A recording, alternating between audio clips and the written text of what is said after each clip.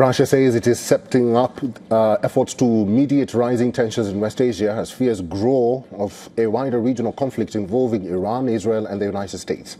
On Friday, President Vladimir Putin spoke separately with Israeli Prime Minister Benjamin Netanyahu and Iranian President Masoud Pezeshkian and offered Moscow's help to cool tensions and promote dialogue. The Kremlin says Putin pledged to strengthen strategic partnership between Moscow and Tehran and stressed the need for de-escalation. The call comes amid heightened tensions following protests in Tehran and warnings from Washington about possible military action. Iran has accused the United States and Israel of inciting unrest during the recent nationwide protests, which independent monitors say were met with a deadly crackdown by Iranian security forces. The unrest raises fears of renewed military confrontation following a brief war in June in which Israel carried out strikes on Iranian military and nuclear facilities, with the U.S. also joining these attacks. Rights groups estimate that thousands of protesters have been killed since the protests began on December 28th last year. Initially sparked by economic grievances, the protests soon turned into a mass movement demanding the removal of the cleric system that has ruled Tehran since the 1979 revolution. In recent days, the protests appear to have subsided, but analysts warn tensions remain high. Reza Pahlavi, the US-based son of Iran's late Shah, has called on Iranians to raise their voices in anger and protest on the weekend. He says he's confident the Islamic Republic will fall and he will return to his country. Dr. Sayed Emamian, he is an assistant professor at Tehran Polytechnic and founder and former director of the governance and policy think tank.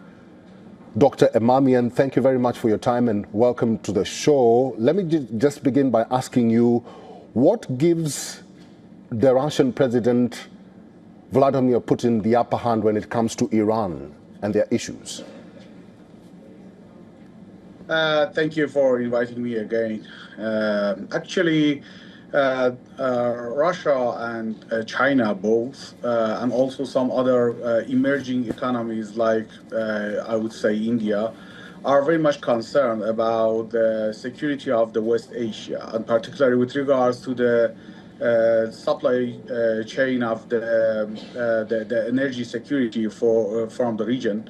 They are very much concerned of keeping the routes for energy supply safe and open. So it seems that economically they are very much concerned about the situation in the West Asia and particularly in the Persian Gulf. So they are going to take a part and to mediate and to get in to mediate between Iran and some other countries that they are always threatening to violate Iranian sovereignty and to attack Iran. That's my take from the Russian point of view. Dr. Emamian, just quickly, I know you're in Tehran. Have the protests gone down or subsided? Just confirm that to us. Actually, I had an interview, if I'm not mistaken, last week with you before the Thursday night, that it was very shocking for everyone in Iran. Actually, the protest started with a legitimate right, and it was going on to some extent very peaceful. But the Thursday night, something happened very shocking for everyone, including the security forces here, that they were unarmed, as far as I have heard from different sources.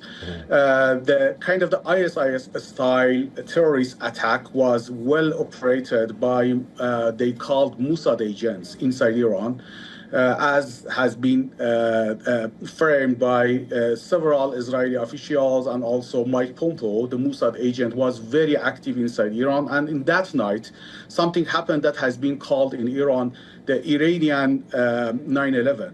It was a shocking surprise for security establishment that a kind of the terrorist attack has happened, very violative, very aggressive. And a lot of casualties happened from the security forces, from normal passengers, from peaceful demonstrators, and from the firefighters and healthcare staffs.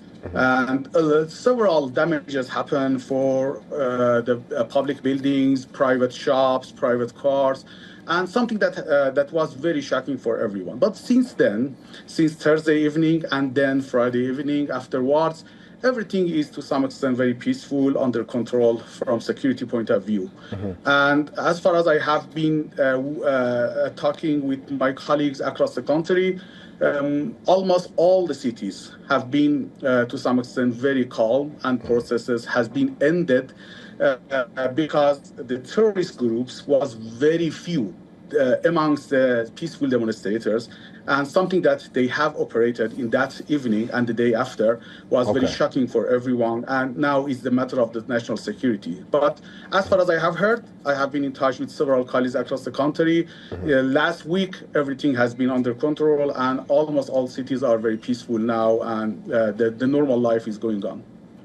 Dr. Imamian, thank you very much for your time and for talking to us today. Thank you for inviting me.